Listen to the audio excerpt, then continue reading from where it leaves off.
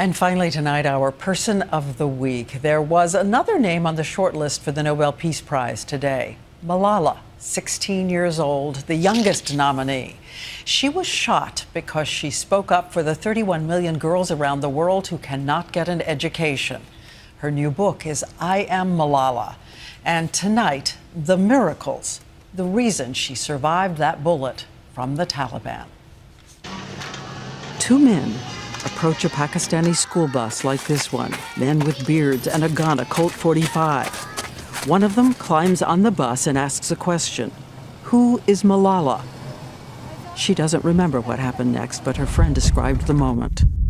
He fired three bullets, and one hit you on the left side of my head.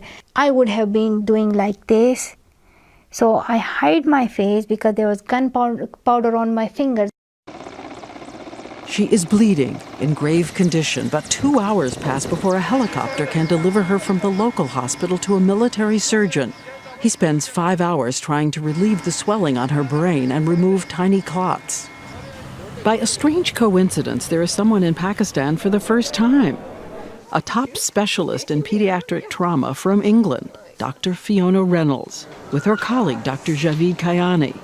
They've been sitting in long governmental meetings on medical programs when suddenly Dr. Reynolds is told to race out and try to save the life of a famous and dying child. The tubes have given Malala an infection. The machines are improperly set, her blood isn't clotting, her lungs and kidneys are beginning to fail. She had become septic. It was obvious that she had a very serious life-threatening infection. Dr. Reynolds makes a risky recommendation to take the gravely ill girl on an 8-hour trip to a high-tech hospital in England. From another Muslim country comes a life-giving offer. The Emir of the United Arab Emirates sends one of his royal planes outfitted as a hospital, a state-of-the-art intensive care unit. And for the entire 8-hour flight to England, Dr. Reynolds and Dr. Kayani keep Malala alive breath by breath, organ by organ. And they also have noticed something else that defies possibility. The bullet took a path that simply cannot be believed. The chances of being shot at point-blank range in the head and that happening, I don't know. But it is amazing, truly amazing. I don't know why she survived. Maybe his hand was shaky. He hit her there.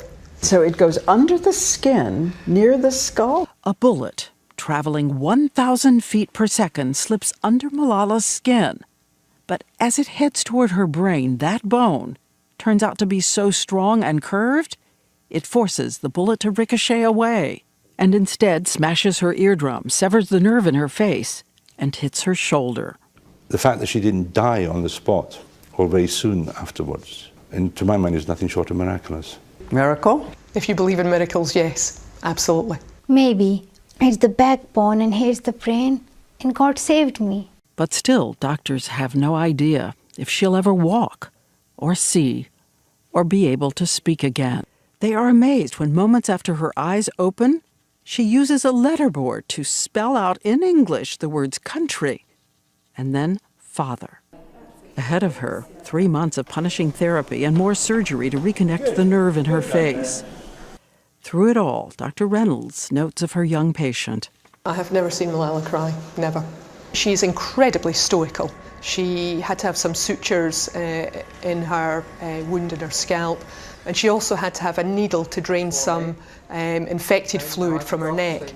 And on both occasions, she didn't wince, she didn't cry, she didn't even squeeze my hand when they were sticking needles into her. I didn't cry because now I totally changed after that incident. But I don't know how did I change. I don't know what happened to me. But I have to say, who can do this? We all cry. I was feeling that this is a new life. Malala says she thinks death just wasn't ready for her. I think death didn't want to kill me, and God was with me, and the people prayed for me. And so we choose Malala Yousafzai.